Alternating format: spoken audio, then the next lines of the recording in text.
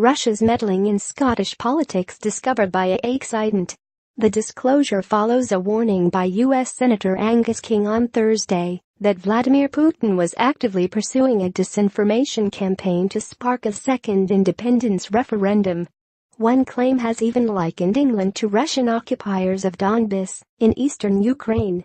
While the scale of activity in Scotland is not yet known, it is being seen as a resumption of activities carried out by Russia in the months leading to the referendum of 2014.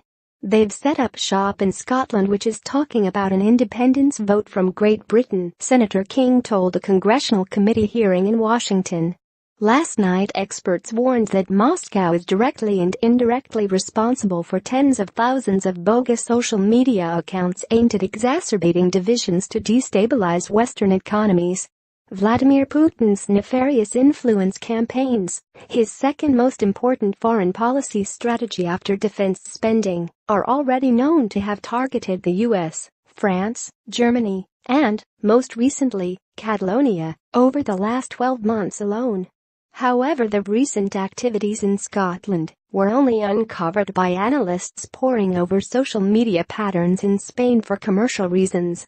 A leading cyber expert, whose forensic research has been fed to U.S. investigators, told of his surprise when his team stumbled upon evidence of Russian manipulation. "It was by complete accident. We're not a propaganda discovery company, we're a marketing intelligence company," said the analyst, who spoke on condition of anonymity. "We use very sophisticated technologies and we were examining a totally separate issue in Spain, looking for patterns and connections between accounts, when we discovered several very interesting accounts that linked Catalonia independence with a push for a second Scottish referendum. These are accounts behaving in a manipulative manner, and we now know they are Russian-based. To all intents and purposes, they're Russian troops in the field." He added, "It's not just about the left or the right.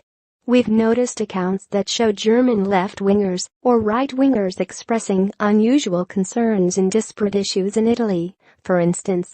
In the US, they've supported both the Black Lives Matter movement and Donald Trump." Moscow is known to control the St. Petersburg-based internet research agency, where 300 people are paid to write 100 comments a day each in Russian, English, and Ukrainian, resulting in 30,000 daily postings daily. But the scale of the problem is much wider. Facebook, Twitter and Google have vastly understated the degree of Russian disinformation on social media, said Michael Carpenter, former U.S. Deputy Assistant Secretary of Defense. They're citing accounts that are tied to the troll farm in St. Petersburg, but Russia has created tens of thousands of other networks. They're subcontracted via the dark web, and they pay any teenager to retweet or post messages about a particular topic they predictably spout secessionist rhetoric. They're in favor of Basque territory leaving France, Catalonia seceding from Spain. They support Lega Nord in Italy and Scottish secession. I've seen tweets where they compare Scotland to the Donbass region of Ukraine, which is occupied by Russia. Putin's campaign is born of insecurity at home, according to former U.S. Ambassador to Russia, Alexander Vershbo. He needs to diminish the appeal of Western ideals, which he sees as a magnet for the younger generation, he said. "This is a serious problem. It's a direct threat to the central pillar of democratic society. Russia sees divisions and puts salt in the wounds. For a country that styles itself as a superpower, a permanent member of the UN Security Council, and supposedly bore the brunt of defeating fascism in the Second World War, to be promoting neo-Nazi views is disgusting. While social media platforms must do more to fight the threat," Mr. Vershbo, also a former Deputy Secretary General to NATO, said education was key. He said, "Kids at a young age must be taught to be much more savvy and skeptical about social media news. Do they know who posted a story they might want to retweet? Established newspapers and some of the newer internet platforms care about their reputations and operate within codes of practice.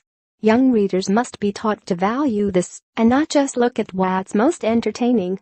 Earlier this year, it emerged that Russia had targeted Scottish Unionists ahead of the referendum, 2 years before allegedly interfering with the U.S. presidential campaign.